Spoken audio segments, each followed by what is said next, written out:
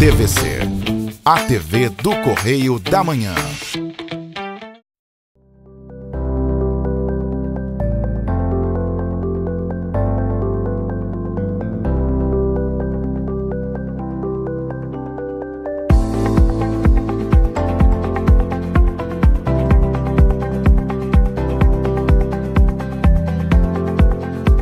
Olá pessoal, tudo bem? Eu sou Sandra Brito e esse é mais um Cultura na TVC. Nós estamos aqui toda semana com um único objetivo: levar até sua casa um programa leve, cheio de coisa bacana e com muita informação sobre arte, música, literatura, turismo, cultura, enfim. Nós preparamos cada quadro com muito carinho, buscando trazer as melhores sugestões para que sua semana seja repleta de coisa boa. E você pode sintonizar a TVC em Petrópolis no canal 16, em Nova Friburgo no canal 5, em Teresópolis no canal 21, em Três Rios e Paraíba do Sul no canal 3 e em Pati do Alferes no canal 16. É uma alegria imensa poder chegar até a casa de cada um de vocês. Muito obrigada por nos receber sempre com tanto afeto. E se você perdeu alguma coisa na TV durante a semana, não se preocupe, tá? Toda a nossa programação está disponível no nosso site e também nas principais redes sociais, no Facebook, no Instagram e também no YouTube. Venha conhecer nossas páginas e interagir com a gente. E no programa de hoje você vai ver uma entrevista com a professora Andréia Morelli, que vai falar conosco sobre o lançamento do seu livro, Um Dia Podemos Ser Só Lembranças. E no quadro Trilhas Literárias falaremos sobre mais um grande nome da literatura, Manuel Bandeira. É claro que você não vai perder o programa de hoje, não é? Faremos um breve intervalo e voltamos a seguir, não saia daí!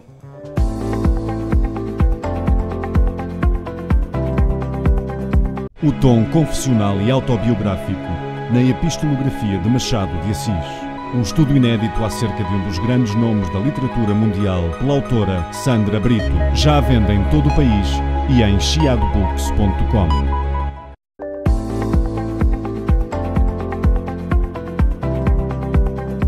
Bom, e hoje nós temos uma convidada muito especial. Ela é professora, ela dá aula de Sociologia e Antropologia e eu convidei ela aqui porque ela está lançando um livro super bacana, a gente vai falar sobre ele e, claro, vamos recebê-la com o carinho de sempre nessa entrevista do Cultura na TVC. Andréia Morelli, seja muito bem-vinda ao nosso programa. Obrigada, Sandra, obrigada pelo convite, é um prazer estar aqui com você. O prazer é sempre nosso, né, de receber sempre pessoas que trazem cultura, que têm assuntos para conversar com a gente, que têm muito a oferecer, e você com certeza é uma dessas pessoas. A gente está muito curioso para saber um pouquinho mais sobre a sua carreira e sobre seu livro. Primeiro, vamos falar do livro, né, Andréia? Vamos falar do A Andréia está lançando, olha, esse livro, que a capa linda. Eu acabei de receber o meu exemplar aqui, e ele se chama Um Dia Podemos Ser Só Lembranças, da editora Apris. E como que está sendo o lançamento desse livro, Andréia? Conta pra gente.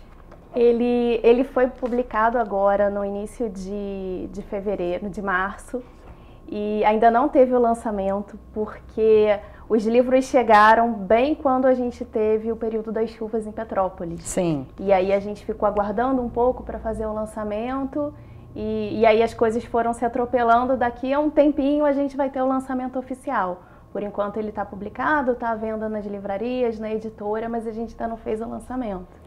E vamos falar um pouquinho sobre como surgiu a ideia do livro. Eu soube que você fez doutorado em educação aqui pela UCP, Universidade Católica de Petrópolis, muito conceituada essa universidade, muito conhecida. E através da sua tese é que surgiu a ideia de publicá-la em livro. Foi assim mesmo? Isso. Eu fiz doutorado em educação aqui na UCP. Eu comecei em 2017. Quando eu entrei para o doutorado, o meu projeto de pesquisa era sobre cinema e educação, que é uma área que eu já trabalho há bastante tempo dentro da educação. E eu achei que seria o caminho mais viável dentro do campo da educação eu fazer essa aproximação com o cinema. E aí, quando eu comecei a fazer as disciplinas do doutorado, as matérias que eu fui cursando, e aí eu fui revisitando alguns autores que eu tinha trabalhado na minha graduação. Eu sou cientista social, né, sociologia, antropologia e ciência política que estuda. E dou aula de sociologia, dou aula de antropologia, mas a gente acaba trabalhando sempre com os mesmos autores, que são aqueles que fazem parte da grade das unidades curriculares. E aí no doutorado eu comecei a revisitar alguns autores que eu trabalhava na graduação, na época que eu trabalhava com pesquisa etnográfica. E no meio disso teve um episódio que aconteceu na faculdade, que é a faculdade que eu faço a pesquisa para o livro, para a tese, né, e depois ficou sendo o livro. Estava acontecendo em maio, mais ou menos, de 2017, teve um movimento que foi puxado pelo Diretório Nacional de Medicina, de Estudantes de Medicina, o Diretório Acadêmico, porque estava tendo uma série de notícias sendo veiculadas na mídia de suicídio, tentativas de suicídio em estudantes de medicina em São Paulo, Minas, e aí começou a pipocar em diferentes lugares, e aí o DENEM, que é o Diretório de Estudantes de Medicina Nacional, começou a veicular uma campanha falando sobre a saúde mental do estudante de medicina. E aí a faculdade que eu trabalho, ela acompanhou esse movimento, o diretório dos estudantes acompanhou o movimento e fez um evento na faculdade falando sobre saúde mental do aluno. E nesse evento tinha uma intervenção em que eles colocaram uma série de papéis pardos na parede para os alunos responderem como que a faculdade os afetava.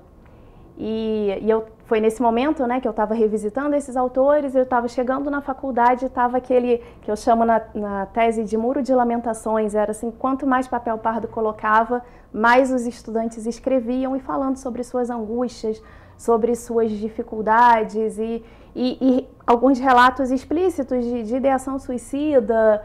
Depois a faculdade desdobrou uma série de eventos para trabalhar essas questões nos alunos, e isso me chamou muita atenção. Uhum. E aí eu conversei com o meu orientador, mudei totalmente o rumo, saí do cinema e fui então para tentar entender um pouco mais sobre o sofrimento desses estudantes de medicina, e daí que veio a minha pesquisa. A sua pesquisa aí, para quem ainda não entendeu muito bem, eu falei só o título, mas o subtítulo aqui, olha, Suicídio e Pensamentos Suicidas em Estudantes de Medicina. Então, é exatamente esse fato que a Andréia está contando ali, que começou a chamar a atenção dela para esse tipo de manifestação dos próprios estudantes que necessitavam falar sobre isso. O suicídio, você considera ainda, Andréia, um tabu na nossa sociedade? Sim, sim, um tabu muito grande.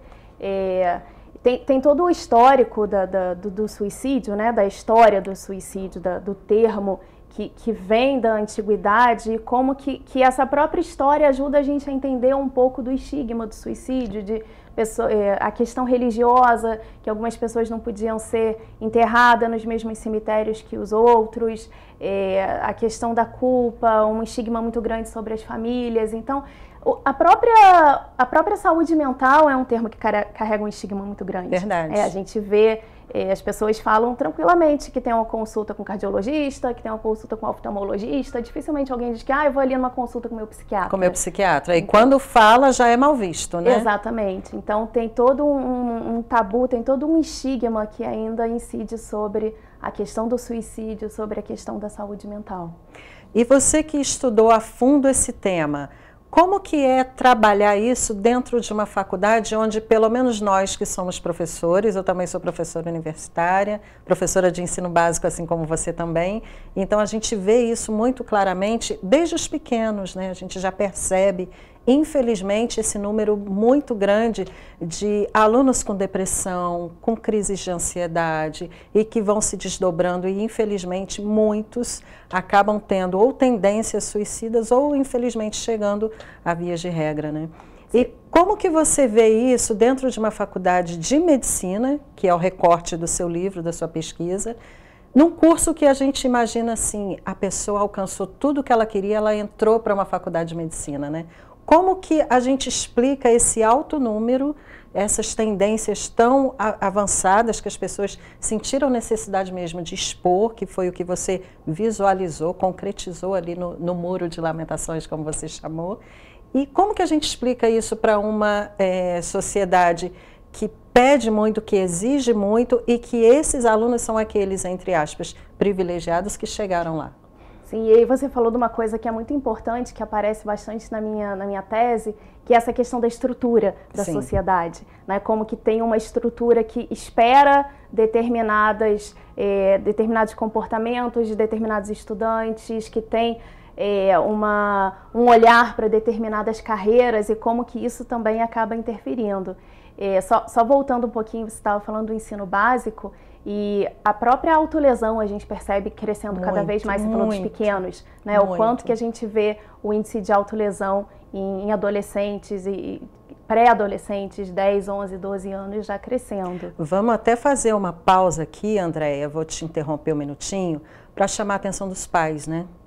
Como é importante pais e mães estarem atentos à vestimenta de seus filhos. Tem uns 15 dias, uma aluna, ela me mostrou os braços, eu não acreditei, ela estava sempre, mesmo com calor, ela estava sempre de casaco de moletom. E um dia ela chegou para mim e me mostrou os braços todos, né, cortados e tal. E eu me assustei muito com aquilo, perguntei o que era isso, e ela falou claramente, né, de tentativa de suicídio e tal. Aquilo me chocou muito.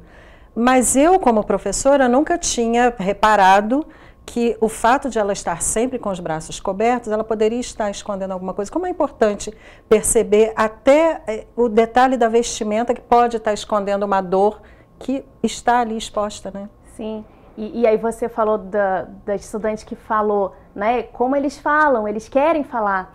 E a gente percebe um movimento de silêncio muito grande, assim, o quanto somos silenciados o tempo inteiro na sociedade, o quanto que tem situações que tudo diz para a gente gritar e a gente silencia. E aí a gente vê esses jovens que muitas vezes eles não conseguem gritar através da voz e aí eles gritam através do corpo. Do corpo. Né? A gente percebe esse movimento.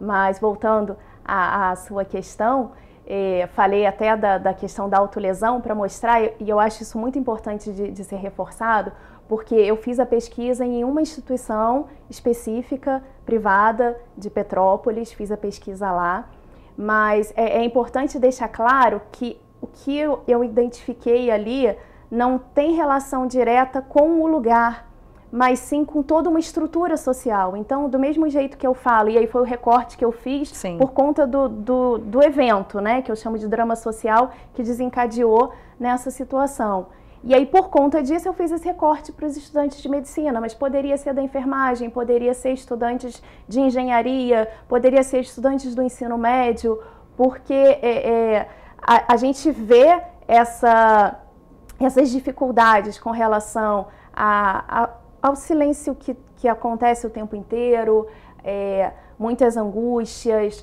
muitas vezes estudantes que vêm de outras cidades e se sentem completamente sozinhos, não conseguem identificar. Um termo que eu uso muito na minha tese é o conceito de lugar, conceito antropológico de lugar, que está relacionado à identidade, relação e história. Então, quando você se identifica, quando você estabelece um vínculo, quando você cria uma história, e o quanto que cada vez menos a gente consegue ter essa sensação do lugar antropológico, como que cada vez menos a gente tem tempo de significar o que nos acontece, de criar vínculo nos espaços onde a gente está.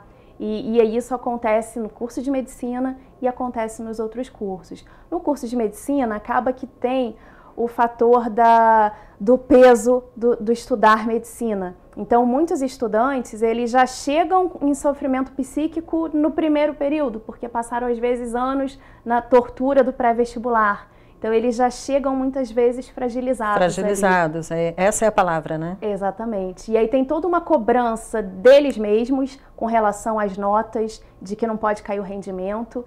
E quando se entra, o curso de medicina é um curso difícil de se entrar. Então, geralmente, você tem que ser um dos melhores da sua turma para você conseguir entrar no curso. Só que quando entra no curso, são os melhores das outras turmas que também entraram no curso. E aí tem uma certa dificuldade de conseguir manter aquele padrão elevado das notas. E aí, muitas vezes, os estudantes se desesperam e não querem que a família sofra de saber o sofrimento que eles estão passando. Então, são muitas questões, e também o peso do certificado que muitas vezes recai sobre eles, né? Eu escutei várias vezes, assim, eu acabei de entrar para o curso e as pessoas já começam a me falar dos seus sintomas, como se eu soubesse lidar. Eu lembro que teve uma estudante que falou, nossa, eu fico torcendo para ninguém passar mal perto de mim porque eu estou no primeiro período e as pessoas acham que eu já vou ter que saber lidar com Já sou doutora, já sei até operar, né? Então tem esse peso da soberania, né? Essa coisa que é um equívoco, que é um absurdo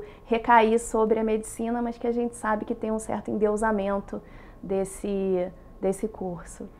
Então, Andréia, pelo que eu estou entendendo aqui, o pouquinho que a gente conversou, a sua pesquisa, ela trata não só dos estudantes de medicina por serem estudantes e por estarem lá, mas ela pega um pouquinho dessa contextualização social também, que o estudante carrega consigo até chegar na faculdade. Exatamente. Quando eu procurei fazer as entrevistas, quando eu busquei os estudantes para conversar com eles, para fazer a minha pesquisa, eu deixava muito claro que eu não queria conversar só com estudantes que tivessem pensado em suicídio ou que tivessem tentado suicídio. Eu queria conversar com todos aqueles estudantes que quisessem conversar comigo. Sim. Porque era justamente tentando entender essa relação, né? Como é que o fazer o curso, o sentimento do estudante com relação ao curso, o que fazia alguns dentro desses tentarem suicídio e outros não. Então, entendendo a estrutura social, entendendo o ambiente em que eles estão inseridos, entendendo quais são as relações sociais que eles têm para além da faculdade, isso tudo era importante na minha pesquisa. E um fato que foi muito curioso, que no início foi desesperador, mas que depois eu acho até que casou muito bem com o tipo de proposta, foi que era uma pesquisa de cunho etnográfico, ou seja, eu faria entrevista ali com os estudantes na cantina, no pátio, nos intervalos, e veio a pandemia. E as aulas passaram a ser remotas e as entrevistas tinham que acontecer, não podia esperar retornar, não podia estar com os alunos, porque muitos voltaram para as suas cidades, para os seus estados. E a pesquisa foi toda feita por Zoom, por WhatsApp, por telefone. E isso foi uma coisa assim, considerada inédita nesse campo da etnografia. Olha. E os alunos mandavam áudios, às vezes, de 35, 40 minutos, falando sobre as suas questões. E você acha que esse diferencial, por ter sido assim, mais online do que presencial, mudou o rumo da sua pesquisa? Você acha que as pessoas se sentiram mais à vontade? Eu, particularmente nas aulas online, eu percebi alunos que não se destacavam, que mal falavam o presente nas aulas e que ali eles se sentiram à vontade para falar. Isso aconteceu com você também na sua pesquisa? Sim, aconteceu.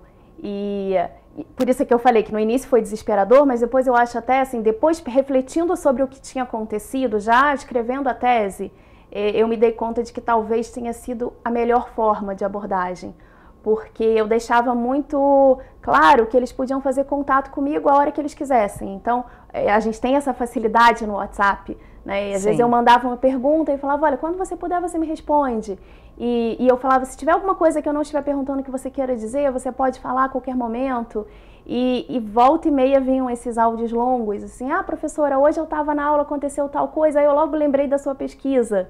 E aí, em vários momentos, eram relatos assim tão delicados, tão íntimos, que eu ficava pensando, será que se a gente estivesse cara a cara um com o outro, teria rolado esse tipo de conversa? Falaria assim, teríamos isso, ficado né? confortáveis o suficiente para conversar sobre isso?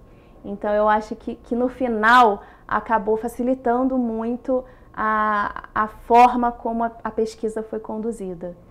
Eu acho isso muito interessante a gente tocar nesse assunto, porque foi uma necessidade o estudo online, o ensino à distância por um tempo, não é? Nós, particularmente na rede pública, ficamos quase 2 anos, né, nesse sistema, e muitas pessoas de fora acreditam que a gente não trabalhou, que a gente enrolou. Olha, você pode perguntar para qualquer professor, foi a época que a gente mais trabalhou, que teve mais demanda, porque a gente estava o tempo todo conectado literalmente. Então não era só o entrar na sala e sair da sala, o antes para ter a aula pronta e o depois para dar conta de tudo que a gente recebia por escrito, por áudio, por vídeo. Foi um momento muito transformador para a gente também, enquanto professoras, não é? Sim, e de fato, né? Era da hora que eu acordava, a hora que eu ia dormir, sentada diante do computador. Não tinha sábado, não tinha domingo. Respondendo mensagem o tempo inteiro. E outras demandas foram criadas, então é outra linguagem, né? O ensino remoto é completamente diferente do presencial, é completamente diferente do EAD, é um outro modelo que a gente teve que criar ali na situação, conforme foi acontecendo a gente foi criando, e a atenção ela acabou sendo redobrada, porque a gente tinha a questão de pandemia no pano de fundo, né? Assim, sim. No pano de frente. E aí muitas vezes não era só a questão do conteúdo, mas tinha a questão do estudante, de olhar para aquele estudante, de entender o porquê que muitas vezes ficava com a câmera fechada, do porquê que muitas vezes aquele aluno que participava mais, às vezes ficava quieto, às vezes não aparecia, 2 semanas sem aparecer na aula. Então a gente ainda tinha mais essa demanda, sim, além de toda a nossa demanda de preparar aula, de corrigir coisa, de alimentar sistema. Né? Foi de fato um período que a gente trabalhou bem mais. A gente aprendeu muito com toda essa experiência, muito, né?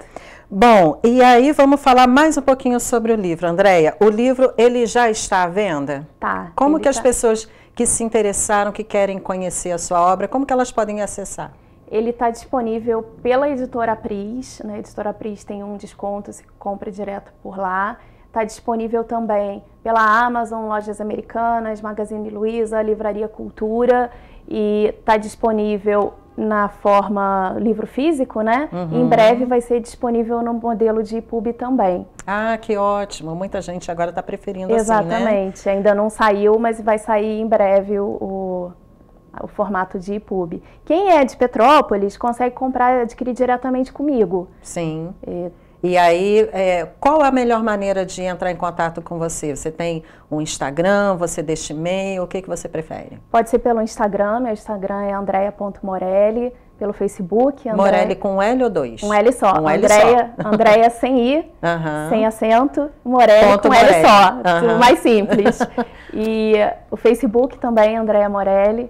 É fácil de me encontrar. E sendo de Petrópolis, pode comprar direto comigo. E está disponível também nas grandes livrarias pela internet. E quem quiser falar com você sobre o livro, ou mesmo se quiser uma palestra sua, uma visita com todo o seu conhecimento, você está disponível também, está aberta a falar sobre isso? Sim, disponível para falar. E é importante a gente falar, né? A gente tem o Setembro Amarelo, que é um período que fala-se muito sobre suicídio, e tem até alguns estudos que já questionam um pouco essa superexposição do Setembro Amarelo, um mês inteiro falando sobre a questão. Eu acho que é importante que a gente fale sobre suicídio, que a gente fale abertamente, que a gente fale em todos os momentos e não só num mês específico do ano.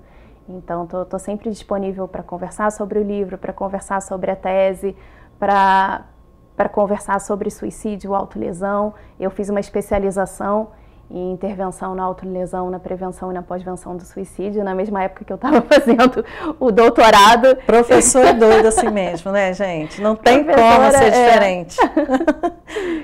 E aí, então, você tem habilidade para falar sobre tudo isso e você está aberta para ajudar quem precisar sobre esse assunto. Sim. E agora é curiosidade mesmo, não te deu vontade de ir um pouquinho mais a fundo em relação a isso e ir um pouquinho mais para a área médica? Não, você quer ficar só na pesquisa mesmo? Mas é porque assim, a vontade a gente tem muitas, de abraçar o mundo, de abraçar muitas, assim, de fazer outros cursos, de aprofundar mais no campo da psicologia. Sim. Mas assim, por hora eu estou mais focada na pesquisa. E uma coisa que sempre foi muito forte era um doutorado em educação, né? Assim, antes de qualquer coisa, sou pesquisadora, sou cientista social, mas sou professora. Então, uma professora que se importa com os estudantes, que quer saber mais sobre as relações sociais, sobre os contextos, sobre o que tem por trás daquele aluno que está ali sentado, às vezes fazendo uma prova, às vezes quietinho na aula. Sempre foi uma inquietação minha entender o que tem por trás dos estudantes.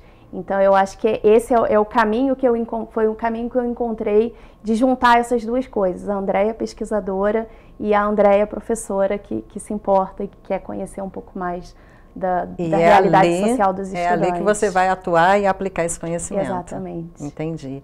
Andréia, foi muito bom te receber aqui, eu gostei muito de te conhecer. É uma curiosidade, a gente já trabalhou na mesma escola e a gente não se conhecia. Exatamente, coisas de pandemia. Coisas de pandemia, exato. Mas foi muito bom te receber aqui, te conhecer, bater esse papo. Eu concordo com você, eu acho que esse tabu a gente precisa derrubar, a gente precisa falar mais sobre isso, principalmente nós que estamos na linha de frente com os jovens, crianças, adolescentes e adultos, né? Porque a sua pesquisa foi dentro de um curso de medicina. Mas como é importante a gente abrir os olhos, os ouvidos, né? Exatamente. Deixar o lugar de fala para quem precisa falar, para quem precisa ser ouvido e tocar nesse assunto. Isso não pode ser um tabu, gente. Nós estamos em um ano já com tantos problemas, com tantas necessidades e a gente não pode deixar com que aquele que esteja próximo a nós, passando por um problema como esse, não tenha voz, não tenha espaço, não tenha vez. A gente precisa falar sobre e o livro da Andréia pode ajudar muito, não é? Inclusive despertar o olhar para esses sinais, né? Porque antes do fato, são muitos os sinais, né, Andréia? Sim.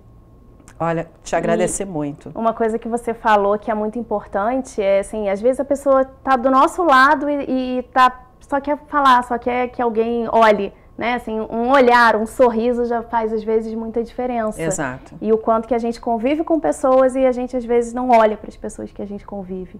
É isso aí. Fica, então, a dica para todos, para pais, para responsáveis, professores, estejamos mais atentos ao outro, né?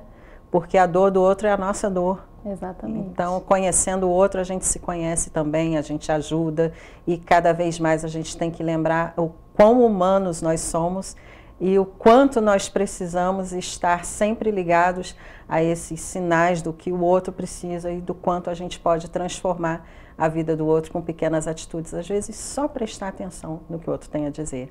Andréia, querida, muito obrigada, volte sempre aqui. Quando tiver o lançamento do livro, convida a gente que a gente vai lá, tá? Pode deixar, obrigada, agradeço muito. Muito obrigada. E você continua aí que tem mais Cultura na TVC.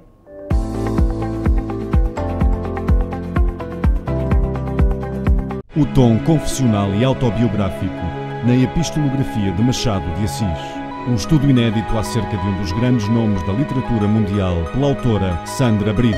Já à venda em todo o país e em chiadobooks.com.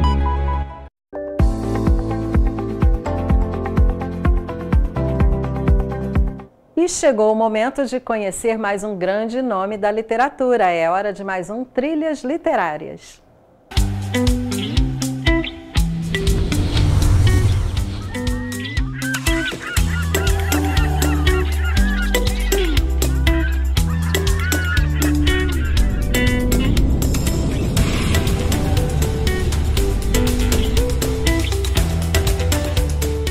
O nosso homenageado de hoje já foi tema do nosso Trilhas Literárias há mais ou menos uns 2 anos. Na época, falamos sobre sua carreira e sua biografia, mas hoje vamos focar em uma de suas facetas mais especiais, a literatura infanto-juvenil. Vamos dedicar o programa de hoje ao querido poeta Manuel Bandeira. Manuel Bandeira nasceu em 19 de outubro de 1886 no Recife, em Pernambuco, e seus versos ganharam o país desde seu primeiro livro, A Cinza das Horas, publicado em 1917. No poema Epígrafe, que abre essa obra, ele já registra as marcas que os primeiros anos de sua vida deixaram em sua memória. Ele diz assim, olha, sou bem nascido, menino, fui como os demais feliz. Depois veio o mau destino e fez de mim o que quis. Após um período de sua infância longe de sua terra natal, passando pelo Rio de Janeiro, Santos, São Paulo e novamente a capital fluminense, Bandeira retornaria ao Recife em 1892, cidade à qual dedicaria alguns de seus poemas tingidos pela presença afetiva de personagens dos tempos de criança na capital pernambucana. Não é à toa que o lirismo e a leveza de muitos dos poemas de Bandeira estejam ligados à sua infância, vivida à solta pelos recantos recifenses, soltando balões em época de São João e tomando banhos de rio e de mar. Mesmo convivendo desde os 18 anos com uma enfermidade que o acompanharia por toda a vida, uma tuberculose crônica, o poeta devotou sua vida à escrita, zombando à sua maneira do diagnóstico, que naquele tempo era visto como uma sentença de morte. Em seu relato autobiográfico Itinerário de Passárgada, confessou ter pensado sobre sua poesia a certa altura de sua existência. Sou poeta de circunstância e desabafos, ele disse. E talvez por saber transformar em versos tantas experiências e emoções vividas em seu cotidiano, o escritor conseguiu atingir como poucos os corações e mentes de uma ampla gama de leitores. Semana de Arte Moderna. Durante as atividades da Semana de Arte Moderna, realizada em São Paulo em fevereiro de 1922, Bandeira teve seu poema Os Sapos lido pelo amigo e também poeta Ronald de Carvalho. Embora não tenha participado presencialmente do evento, Bandeira sempre esteve ligado ao modernismo. Ele participou da fase inicial do movimento por meio de publicações em revistas, como a Claxon e a de Antropofagia. Da capital paulista viria talvez aquela amizade que seria a mais impactante, com o escritor Mário de Andrade, com quem manteve uma intensa troca de cartas. As diversas facetas de Bandeira. Ao longo de sua vida, Bandeira enveredou por diversas frentes com igual brilhantismo. Ele escreveu crônicas para os principais jornais do Rio de Janeiro, São Paulo e Recife de sua época. Foi também professor de literatura do tradicional Colégio Dom Pedro II, no Rio. Só deixando o colégio para, em 1943, se tornar professor de literatura hispano-americana na Faculdade Nacional de Filosofia, também no Rio. Ele dedicou-se à organização de antologias de literatura, nas quais apresentou ao grande público leitor desde a obra de poetas coloniais até os de sua época. Nunca será demais lembrar que Bandeira destacou-se como exímio tradutor, tendo vertido para o português peças de atrás de grandes autores, como as de William Shakespeare. Bandeira também foi crítico de arte. Ele era um profundo conhecedor de pintura e também de escultura. Todas as atividades que o autor se propunha a fazer, ele realizava com total êxito, mas a escrita de poemas foi a tarefa que ele certamente executava com mais amor. O Rio de Janeiro. O Rio de Janeiro foi a morada principal do poeta pernambucano, cenário de sua vida inquieta, na companhia de amigos como Cândido Portinari, Carlos Drummond de Andrade, Cecília Meirelles, Ribeiro Couto, Tom Jobim, Vinícius de Moraes e tantos outros escritores, intelectuais e artistas que compunham o fervilhante cenário cultural da cidade. As ruas de Laranjeiras, Santa Teresa, Lapa e do bairro do Castelo compõem parte da atmosfera de muitos de seus versos.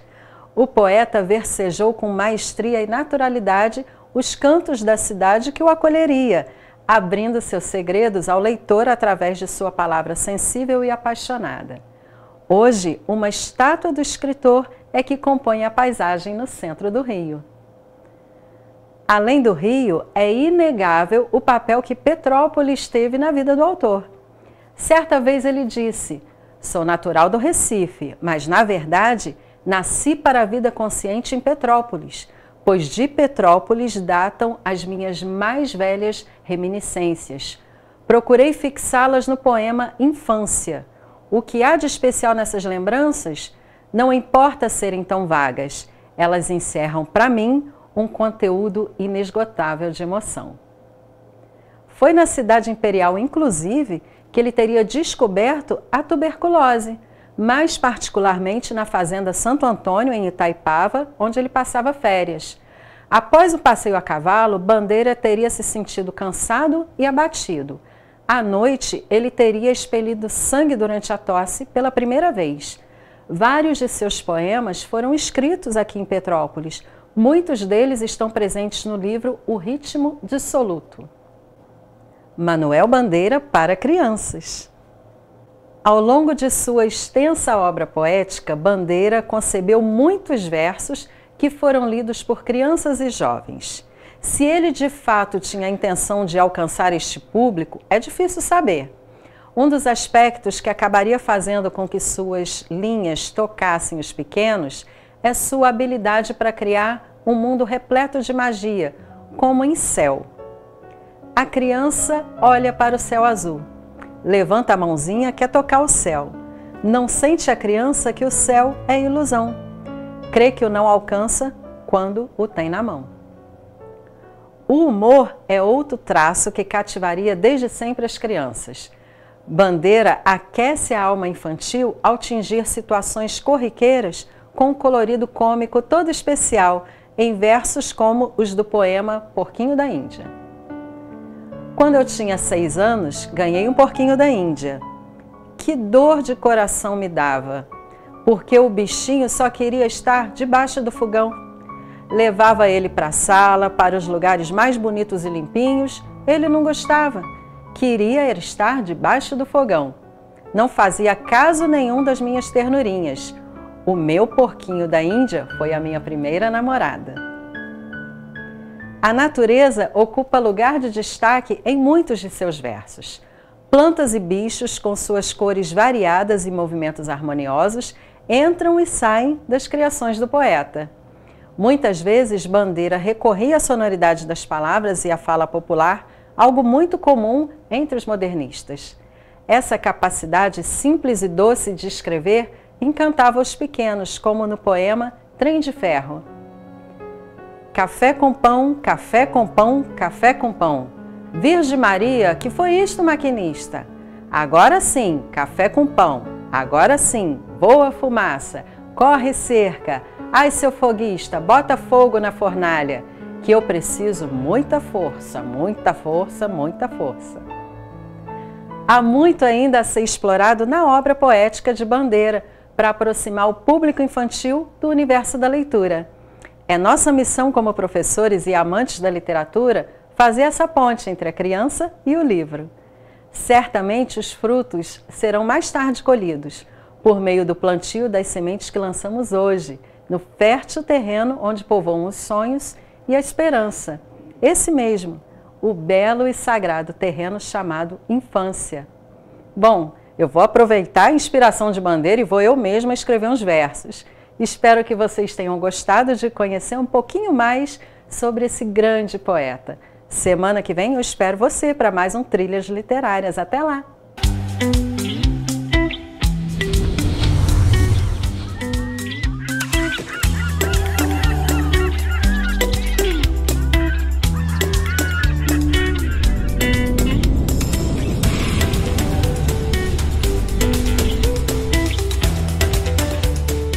E assim vamos terminando mais um programa. Muito obrigada a todos pelo carinho, pelas mensagens nas redes sociais e também, claro, pela audiência. Temos um encontro marcado na próxima semana para mais um Cultura na TVC com Sandra Brito. Até lá. Tchau, tchau.